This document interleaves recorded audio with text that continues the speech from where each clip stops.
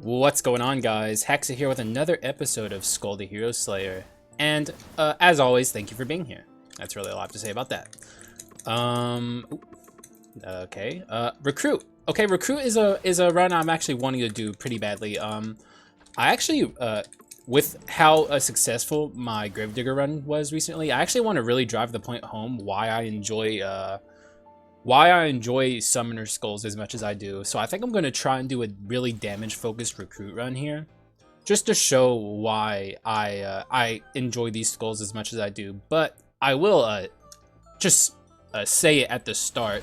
The reason I enjoy these skulls so much is because they are like skulls that play themselves, but even more than that, they're skulls that you can actually play two skulls at the same time with it, essentially, because they're summoners. They summon their little minion guys, which fight for themselves without you having to do anything. So then you can swap out to a partner skull that you have with you. And oh, that was, what, did you see that visual glitch? What the hell was that? That was really weird. That is like the first time I've ever seen that in all of the time I've been playing this game. That was weird. But when you swap out to a partner skull that you have with you, you get to play that skull, and also the Recruit's doing everything it would normally be doing if it was already out on its own. And same goes with Gravedigger. So you're basically playing two skulls at the same time, and that can lead to just ridiculous damage output. Gravedigger is much better than Recruit, I think. Well, not okay. It has way higher damage potential than Recruit, but they're both good skulls. I'll take this for now just because I think it's a decent thing to bring along. There's Facebug, but we already brought Facebug along recently. I'm thinking we're just gonna look for damage. This is some damage if I want it. It's decent damage. I can refresh one more time. Okay, interesting. I will buy this, even though I've not had exactly the nicest things to say about Thorny Pauldrons. I think it's actually I should have considered. Actually, no, never mind. That was a good decision. I don't have revenge regardless when I buy the Thorny Pauldrons, but I haven't had the nicest things to say about this item, and I stand by what I said. But at the same time, we are on Pi again. It is the beginning of the game, so there's plenty of time to swap off of it. But yeah, I don't think I'm going to stick to Pike. I don't know. We'll have to see. It's not my plan at the very least. But this is going to be all about showing off how a strong Recruit can really be, which means hyper damage focus, which means I'm probably going to take this Facebug. Or I could take the Clown. I only have one Clown video on the channel. Clown's a really, really good skull, actually. We'll take it. Clown and Recruit partnership seems like a match made in heaven. Although I'm not opposed to swapping off of Clown if I'm offered something better that's a higher rarity tier, because I really honestly don't want to have to spend like a bunch of time in this video collecting skull shards, because I really want to make this all about being powerful, which means the less I have to spend in skull rooms and the more I can spend in money rooms, the better off I'll be on this run. Because I want to make the most of my shops. I can't remember if we low rolled the doors. Okay, I guess we did low roll the doors because there's the shop, which is unfortunate. Hate to see it, but I suppose it doesn't have to be such a bad thing. We can just take more item rooms over anything else, really, if this is how the run's going to end up being. I'll probably actually take, yeah, I might end up taking more item rooms overall in this run, now that I'm seeing that we excuse me, that we low rolled doors. There's Genie. I have been meaning to do a Genie run for a while. It was requested, but I'm really going to focus on making this run powerful. So I think I'm going to pass up on the Genie. I'll take the Sword of Carleon here, the standard issue Carleon sword, and be on my way. Sword of Carleon sounds like it would be a legendary tier item, not standard issue Carleon sword, like I said there.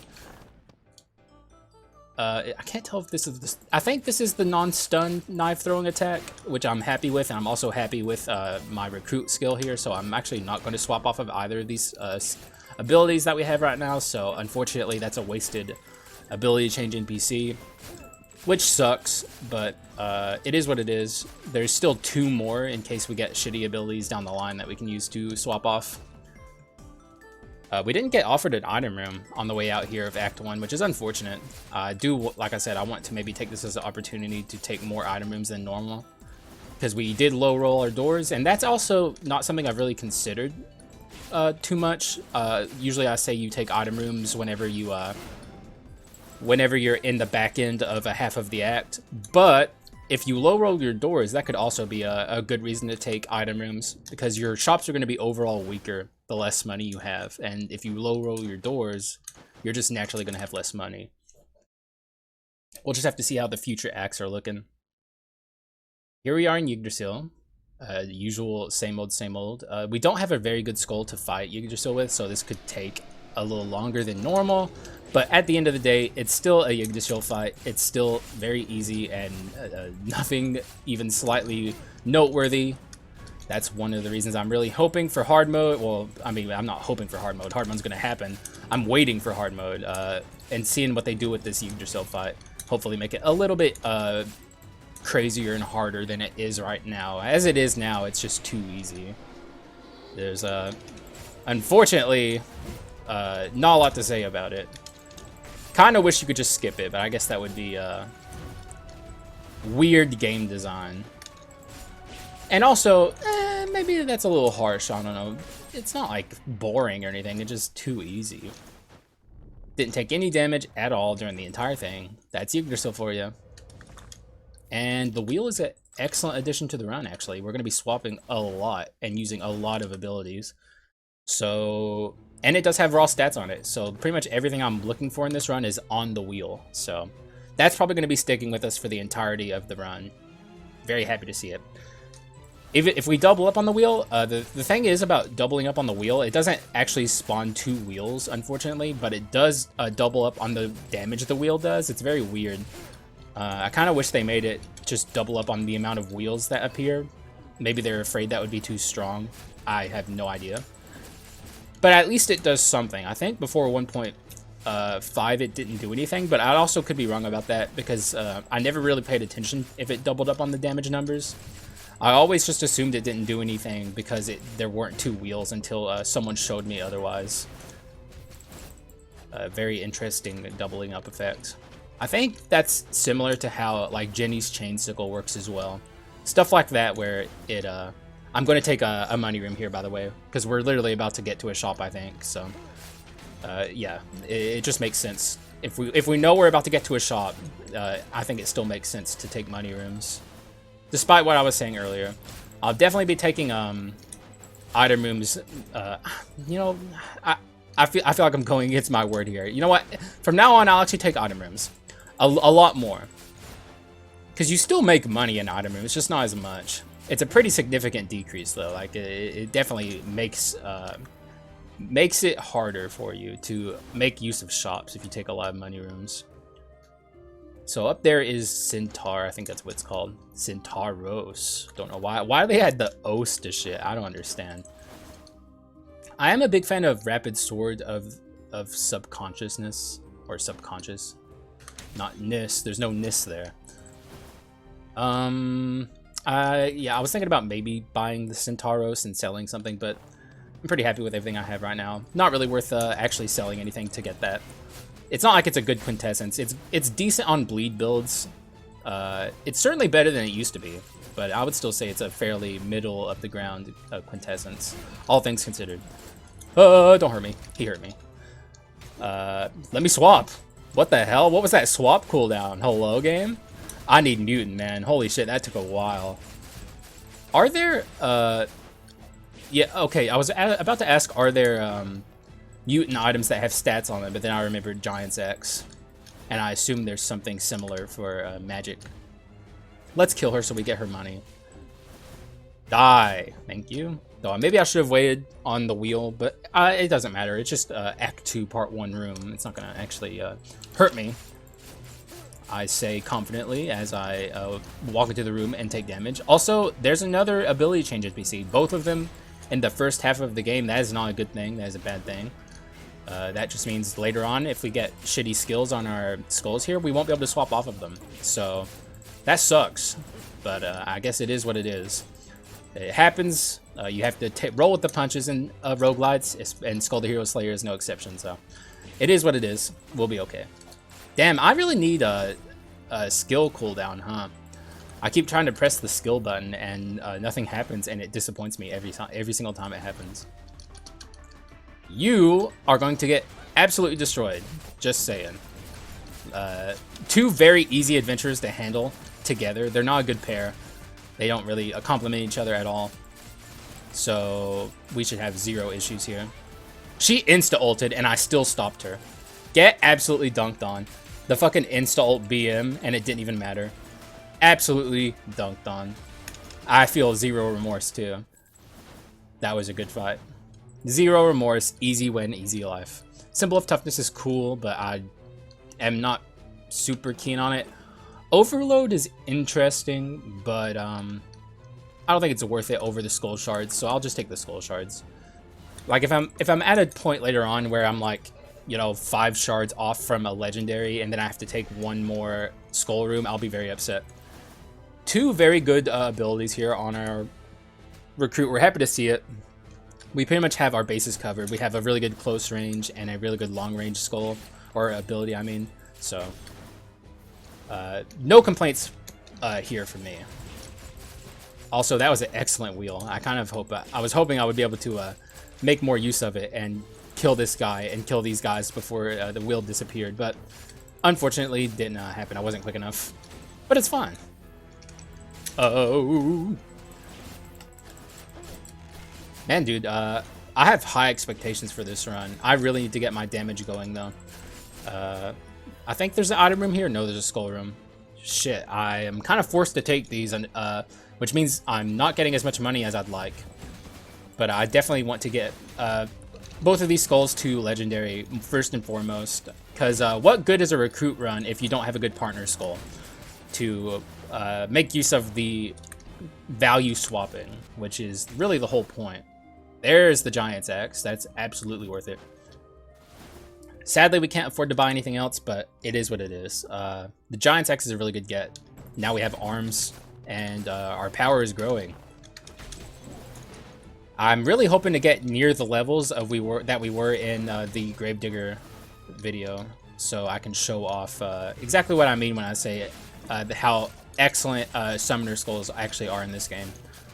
They're really unique in what they do. Ooh, that would have been a decent partner skull if we found it a little earlier. I didn't even look at the ability it had, but I'm pretty set on the run we have going here with the Joker or the Clown. I always call him the Joker. Even he is the Joker at Legendary, but I don't do that with any other skull. It's so weird. I don't know why I'm so keen on calling this skull the Joker when he's the Clown. Every other skull I call it by their first stage of their evolution. Very, very strange. We do need some AoE on this run, I'm noticing. We don't have a really good way to deal with crowds, so if I'm offered like Thieves Armor or something, I will be all over that. Even Gunpowder Sword, because like I said, I'm really all about breaking the run in this one to just show off how excellent Recruit can be, so those are the goals moving forward. Hopefully I'm able to achieve them. Once again, ASMR, water drinking. Sorry, but well, I mean, you guys get ASMR tea sipping every episode, so speaking of, by the way, I tried to keep that one on the DL. Hopefully it didn't make any noise. The Leona Sisters are going to be the Leona Sisters as always. Very easy, for me at least. If you're a new player struggling with them, you'll get there. They're really not as bad as they seem at first. They are like the first big new player hurdle, but it's all good. They're simple at the end of the day. And every enemy in this game basically has like a rhyme, like a pattern to them that once you figure out, completely makes everything so simple, including the first hero, by the way. Especially like the phase 2 of the first hero fight can be really intimidating for new players, but it's really actually like super easy, shockingly easy to do phase 2 first hero. Also, we are going to swap here, get the wheel going. Oh damn, dude, this wheel is going to be tearing it up. any day now. The second its tracking kicks in, bro, this wheel gonna slap. I think I was actually wrong. I was telling one of my friends that the wheel has tracking on it that's similar to Yeti, but I don't think that's actually true. I think I need to own up to being wrong when I was saying all that stuff.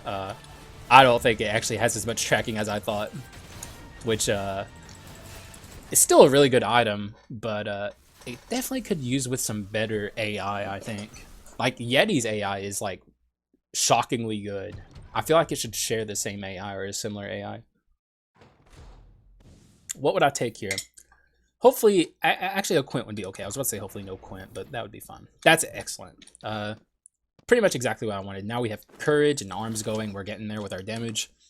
Though this is not at all the limit I'm looking for. I'm looking to reach far beyond these limits. We are above the threshold that I always talk about for easy victories in Skul the Hero Slayer. But this is not about skirting the line. This is about fucking obliterating the first hero. Also, very excellent abilities on both of our skulls. So it doesn't really matter that we missed out on the ability change NPCs because we got lucky. Just get lucky, forehead, and you'll never have to need those guys. You can just leave them in their cages. Fuck them. Excuse me, I just wanted to drink some tea. This is going to be an annoying room for us.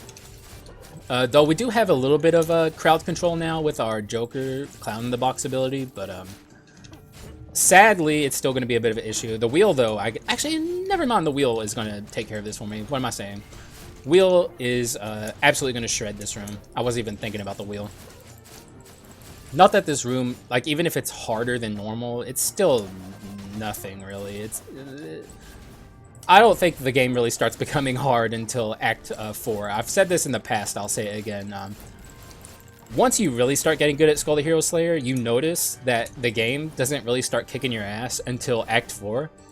And even to a bigger, like, extent, Act 4 Part 2 is really, really where the game starts kicking it into overdrive. And I would say, I guess that starts at the first, the fourth adventure fight is like the true starting point of where Skul the Hero Slayer just starts saying fuck you. And that really never changes no matter how good you get at the game. There's always still a chance that you lose your run at that point. Just kind of how Skul the Hero Slayer is. Also, ooh, that's Skull Shards. Sadly for Gambler, I'm already on a run, and I'm not too keen to swap off of it. Also, I could have gotten Fulgent Dawn, RIP. I'm actually deciding between this and this. It's actually a really hard decision. Both of these are very good. I could... no. This gives me a lot of stats, so I'll take it. But that might have been a mistake in the long run because the amount of gold I would get from that might allow me to get more stats. So, like, you always have to consider that in Skul, like, the instant reward versus the long-term reward possibilities. Like, is it worth gambling instant stats for maybe future better stats, or is it worth just taking what is offered right in front of your face and getting instantly stronger? And I personally think we made the wrong decision, maybe, but either way, it's close. Give me my money. I don't care how little it is. I want it. I want all of the money, and you can't stop me. I'm a bit of a min-maxer. I'm going to grind all day, and yeah, that's just going to be how it is. You know? I'm driving this boat, okay? You're just a passenger. You can't stop me. Oh! Dude, the real thing I want... So we already have Mutant 1. So all we need is one more decent Mutant item, and we can really get some crazy shenanigans going on this run. That's going to be... something I'm looking for. If I can get, like, what is it, the multi-dimensional prism, goddamn, please give me that. Please, game. You have no idea how badly I want that. Even though it's not stats, it's just such a good item effect. We're gonna absolutely deal with the cleric here first, but this is a very nasty set of adventurers. Whoo, okay. I don't know if you just saw that, but low-key, Recruit just popped off big time.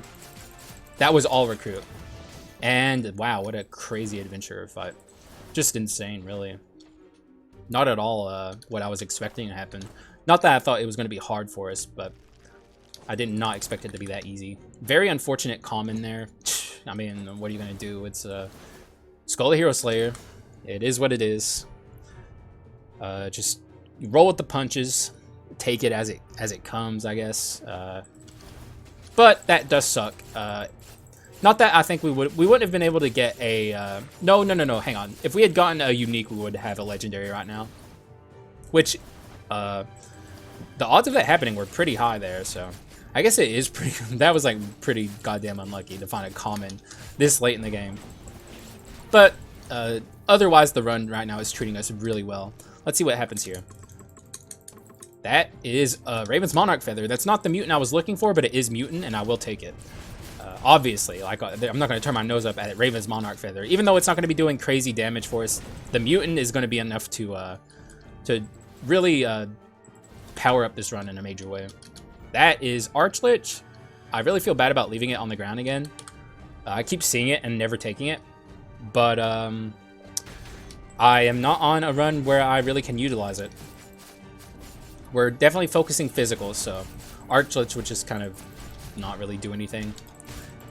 But for Archlich fans, don't worry. I play this game plenty. I do a run every day except Friday, so eventually we will see the Archlich and we will take him and use him on a run. That makes sense to use him on, so just stick around and keep watching, and you'll eventually see your run. And I already have one on the channel anyway, so you can go watch that one.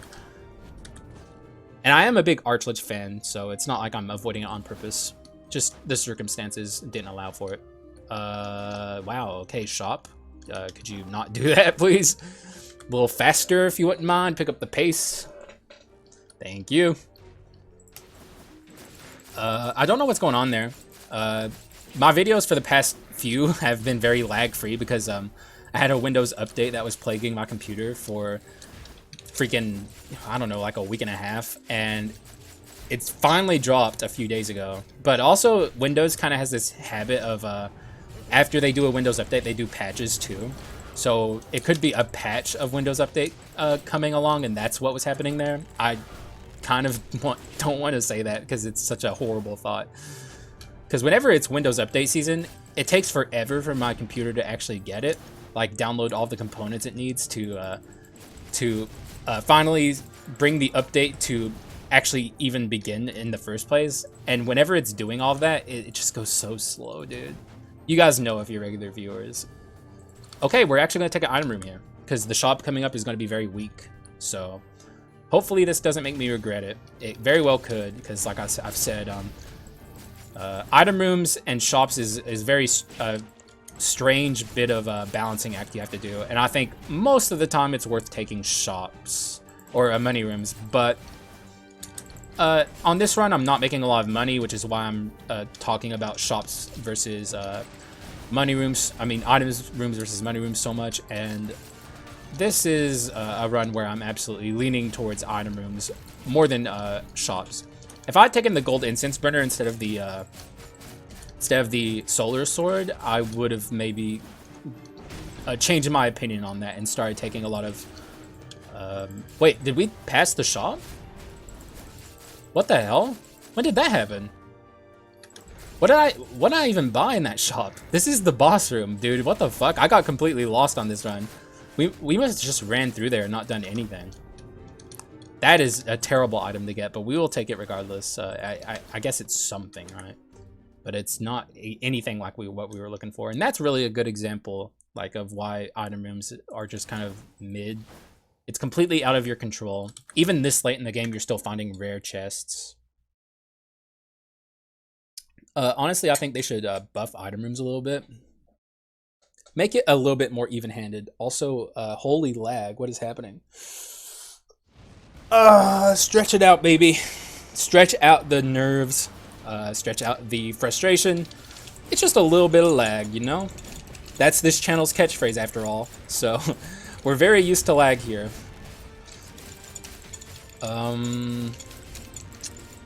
So, I'm definitely upgrading my my recruit to legendary before my clown. If you've seen my recruit videos I've done in the past, you know how I feel about legendary, or my tier list video for that matter. Recruit is usable up until Legendary, but it really honestly only starts being an excellent skull at Legendary. Before that, it's fairly mediocre. But once we get to Legendary, this is really where Recruit starts to shine. It really comes into its own here. So this is the start of the run, basically. Everything I'm building towards is for this. Our Legendary Recruit, its swap is really where it's at.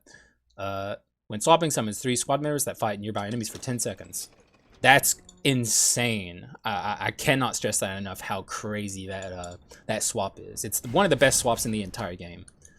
And we're about to fully experience everything I've been talking about up until this point.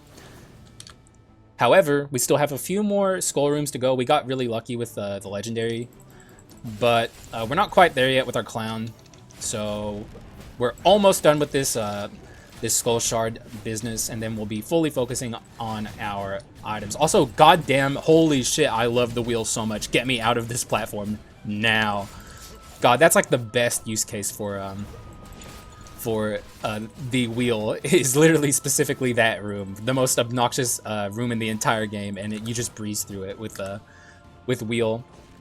I fucking love it.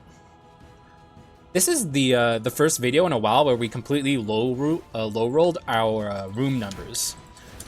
So that's why we're so poor on this run. Well, one of the reasons we're so poor. I would say the main reason. Really unfortunate, but it happens. And I think from now on, I'm actually really going to... Also, please stop showing me these NPCs. Didn't we already see her? Can you find these NPCs more than once in a run? I'm just going to go ahead and free her, even though I'm not going to use her. I'm sick of us seeing these guys.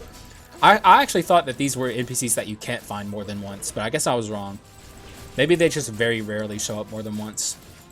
Or maybe I'm wrong on both fronts and we haven't seen her yet, but either way, I'm freeing her and I'm just going to leave her. I have to be very careful not to change my abilities, because I do not want to. Okay, you're out. See ya. Stop showing up. And that's a unique, so lucky me. Okay, this sucks. We can refresh once. So this technically is okay. It does work.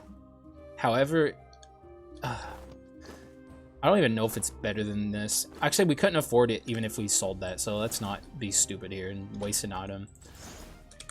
Hopefully we get a unique here. I really want to be done with skull shards, but I'm not holding my breath. Or we just find the harpy, a dickhead harpy at the last second of the run, which is, you know, is what it is. Oh wait, we're gonna be fine anyway. We're just gonna take it on our fortress. I think we actually took a little damage there. For some reason, I thought the damage you take is 10 when you fall into a pit, but I think it's like 15 maybe. Or maybe the orb debuff we have from these guys was making us take a little more damage. Also, he did teleport. I heard him. I heard you, buddy. You can't sneak up on me. I love the fountains. They're so good. Oh, thank you, game. Actually, unironically, not an actual good amount of skull shards at the end here. We're not far over 100. Now we're done with skull rooms, and we can just focus on our items. And it's about time, too, because we're a little weaker than I would like to be at this point. Which means from this point on, I'm going to be taking money rooms until we get to the back half of the game, and then I'm going to take item rooms. Or I don't know, actually. I don't know. We'll see. We'll see. Very typical skull shard run, though. We got very unlucky. Well, not very unlucky. It could be much worse. But we didn't get as lucky as I would have liked, and now we're a little underpowered. But it's not a big deal. We're doing just fine. Hopefully we get offered an item room here. I would definitely take it. Okay, well. Money rooms it is. We've been offered a lot of money rooms this run. Way too many. Let's hope. Okay, actually, I'm predicting that the adventure is going to be next. That's just a little intuition I have from playing this game so much. I kind of get a feel for whenever. Oh, there's the dickhead harpy. I knew it. I knew she was going to show up. This is looking like the adventures, and it is. Little intuition. I had a theory back in the day that that the amount of rooms that you get in a run is like fixed from the start, and it's not like a concrete set number, but if you low roll your rooms at the start in the first half of the game, you're gonna have low rooms for the low room count for the rest of the run. And then a data miner checked it for me and told me I was wrong, or I was like half right, that the RNG is apparently not fixed at the start of the run, but it's checked at the start of every act. But I actually think that person was wrong. Like, I mean, I don't know what else to say. No offense to that person, but like, I've played this game enough to like just pick up on things, and every time I low roll my doors at the start of a run, it's low for the entire run. And if I high roll my doors, it's high for the entire run. I still think it's true. I do, but apparently it's not true, but I don't know. I don't know what to think about it. It's very strange. If we could actually figure it out, it would help speedrunners a lot in their speedrunning, when they could just reset if they high roll the amount of doors before the first act shop. Also, I didn't even remark on the rookie just because I was so fixated on explaining that, but I'm not worried about him. Even though he's my nemesis and he's already beating the shit out of me, dude. I hate this fight. But I am not a fan of the rookie at all. He is such a jerk. Every time I fight him, he ends up making my runs much harder. But we're still doing just fine against him, so what am I complaining about? Is this the ult? Okay, it is the ult.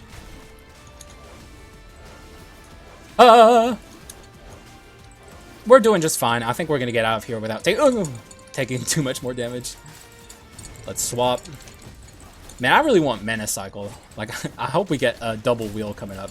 That would be so so good for me. Stop it. He goes all over the place. He's so hard to dodge. That's what I don't like about him. Like, it's hard to dodge his attacks. He's so fast. But he's not as bad as the warrior, that's for damn sure. I'm gonna take Killavan.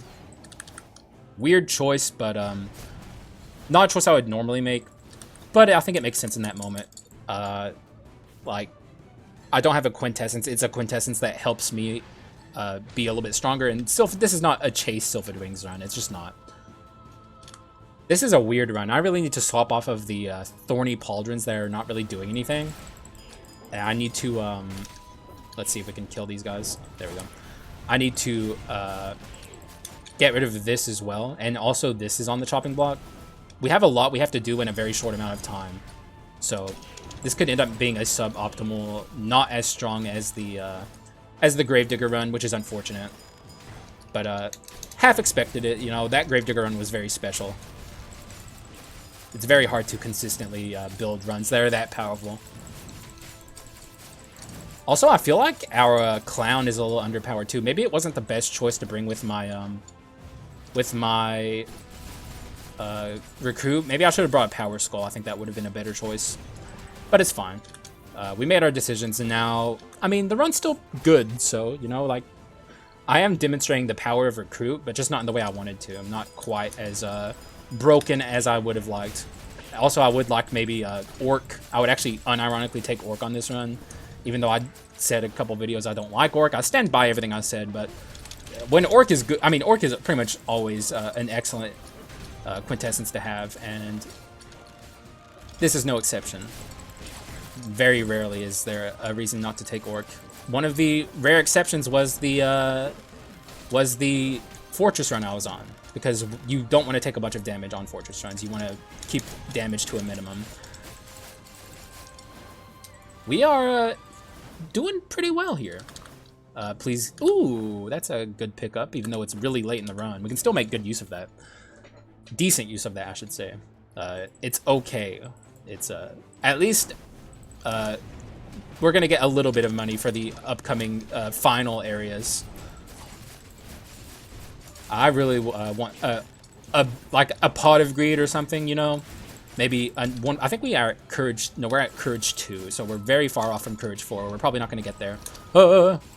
Also, that Raven's Monarch feather is not doing any damage anymore, so we need to swap off of that as well. But I need to keep maintain my mutants, so we'll see what happens. Also, that was a humongous waste of a Killavan there. Damn, dude, we are summoning wheels like crazy. Just absolutely farming them. Wait, is this the stun? Oh, it's not. Okay. I thought I had the stun daggers the entire time for a second there, which would not have been good, because we saw so many ability swap NPCs, and I thought we didn't have that for the entire time. Okay, what we got here? That's not good. That is mediocre. This is good. It has courage on it. We'll take it. And please give me something here. Stone and Mask could be interesting, but we're so close to the end, I just don't see it. This is at least stats, but it's not quite what I'm looking for. This is, I don't know. I don't think we can actually make use of that. Let's save our money, but this is looking like our kit, which is really disappointing. It's not quite what I wanted to build. If we can just get one more courage item, I'll be pretty happy though. Or just, I mean, if the slime shows up, that would be very, very good. We've seen every NPC basically except the slime. Or that skull guy, so he could also show up too. That would suck. Oh, there's an NPC, and it's the Misty Valley, or not Misty. I always call her the Misty Valley NPC. She is the Misty something or other. I have to commit that to memory. Like, before I started recording videos, I'd never committed anything in this game to memory, but Spokesman of the Mist, there we go. I have to commit that. That's good. Before I started recording videos for Skul, I never tried to memorize any of the lore things in this game, but now I'm actually trying. I really want to... There's no shot that survives long enough, because I have a theory I want to test, but I can't do it for this one, especially just because of the nature of the run I'm playing, where it plays itself. There really isn't an easy way to do that. You know what? This should have mana cycle on it, I feel like. That would, I think that would fit it a little better. The courage, obviously, I'm grateful for, but I feel like mana cycle would just fit it a little bit better. Oh shit, I didn't realize that was still alive. Good lord, that completely blindsided me. Please don't say this is Joan. Ah, god damn it. Ah, we low rolled so hard on doors. Why am I acting so disappointed though? This run's still cool and interesting. It's just not quite what I was looking for, but I shouldn't be disappointed. This run's sick. Just a little more damage I would have enjoyed. Maybe we can still get there with our courage. We still have 2 more chests. Okay. Joan is, well, as always, she's going to be a pest, but I don't think she's going to be like a major hurdle or anything. We're going to do just fine against Joan. At least that's what I'm predicting. Anything could happen. I just have to keep my eye on her when she's here. Really always pay attention to Joan when she's in the chair, even though I know it's hard because there's so much going on in this fight that it can be hard to focus on everything. But paying attention to her and her animations can save you a lot of grief. Like if you're a regular viewer of the channel, or if you're new, you can still go watch the video. I was on a challenge run video a week ago where I was playing a run that I made hard on purpose, and I was in this fight, and things were going pretty well, and then I wasn't paying attention to her and her animations in the chair, and she was about to summon the 2 walls. And I was running right through here. This is the animation I'm talking about. Always pay attention to when she does that, because if you get caught when she, like right here, when she does that, you take so much damage, it's insane. And it pretty much insta-kills your run if you're about to die. Like, it's awful. Though, through all of that explaining, we did a pretty good job against her. I don't think I actually took too much of any damage. I wasn't paying attention to what my starting HP value was. We have to be careful using the clowns, the Joker clown ability here, because that could land me down in the pit where all of the damage is happening. Very unfortunate that she teleported there. Also, I took all of those orbs to the face. Holy shit, bro. Pretty much every orb that she summoned on the left, I took them all. That was unfortunate. As you can see, though, we're not really struggling against her. The recruit strategy where you play 2 skulls at once is pretty much in full swing at this point. The only way it could get any better is if I'm able to find one more courage item. Okay, we have to stay down here for a minute. Ooh. Though I will say this is not a broken run by any stretch. This is a fairly standard Skul the Hero Slayer run. Not the run I was looking for with the recruit, but still a good showcasing of how the recruit functions. Also, we got the orb. We got the orb. The orb is going to stick around. Haha, there it is. Whenever she dies and she's using that attack, for some reason there's a visual glitch where the orb always sticks around. It's weird, but I love it. Also, I'm going to try and... Damn it. Okay, well, I'm not going to stick around and wait for that to come back online. So I was going to try and go up into the beam while I was using that. Wait, why did I do it in such a roundabout way? I could have just stood up there and like very easily done that. Oops. Excuse me. Bit of a dumb moment there. I'm sure you guys are used to those. I'm just used to trying to climb up through the bottom of the platform, and I wasn't even thinking about how simple it would be to just do it the normal way. It is what it is, though. Everything's good. Okay, so we don't have a lot of money here. I would like courage. Ooh, okay, that's excellent. Excellent final pickup. Although, what is my antique at? Antique 2, does this have antique on it? It does. So, if I get rid of this, we're not going to lose anything. Not really, at least. Where's the other antique? Here? No. This? Where's my other antique? Oh, the wheel. There we go. That makes sense. I lose 35 max HP. I could actually swap off of the mutant, but I don't want to. But, you know what? Fuck it. I will. Raw stats. We'll do it. 580. Not too bad. Not too shabby, I would say. In the end, that's okay. And the odd soup is good, though sadly we're not going to get to take these stats that we get from the HP percent. Like, we're not taking the Hand of Glory bonus stats from the food we just ate into the first hero fight, but it's fine. That is a solid 580%. That's acceptable. We're still going to have a very easy first hero fight, but no courage forward to amplify our damage further, which is really what I wanted to do. And also, we lost our mutant at the end there, so it's not going to be as much of a blowout with his ability as I would like. But everything's fine. Everything's completely okay. The run is still awesome, and we're having a good time. So, feeling confident about the victory. Obviously, I have both of my lives. I'm at full HP, and my HP is like way above where it normally would be. Odd that we're bringing this into the final fight with the first hero. But it is actually, unironically, providing me decent stats thanks to the Hand of Glory, so we're not going to struggle at all, I don't think, against this first hero. And I even brought my recruit passive here, which is not the recruit passive, if you didn't know. It's like whenever you concentrate your basic, it builds up towards the passive, and the passive makes the squad members attack stronger, and I think it makes them deal more crits. Maybe not, actually. I don't know. But for some reason, I thought it raised their crit percent. But the passive is weird. I don't really like it that much. I don't use it on the recruit that much because I don't like concentrating my basics. It's like really the weakest aspect of recruit. Recruit's a swap skull. Anyway, first hero time. Let's see what he does.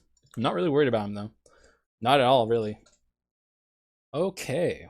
So, I actually should have started as Clown, but I guess it's not a big deal. Actually, it's fine, actually. I'm not going to use my passive at first. I'm going to hold off until we swap into Recruit and get much more of our allies out in the field so we can make the absolute most use of it, such as right now. Okay, let's let them absolutely run free and deal an insane amount of damage. And when you swap, it actually still works, so that's actually good knowledge to have. They did quite a bit there, as you saw. They are very strong, especially when you get 4 of these guys running around. Unfortunately, the first hero jumped up in the air at the last second, so let's swap out the Clown so we're ready for it. Either way, it's still very good so far, first hero fight. And, oh, I actually already swapped. For some reason, I was waiting on the swap. I guess I didn't notice that I had swapped. And there we go. Easy first phase of the first hero. I think I'm going to actually try and charge the recruit's passive here at the start. Try my best. It's really hard. It's like just such a weak aspect of the skull. It's like Why did they try and make this a concentration skull? I don't get it.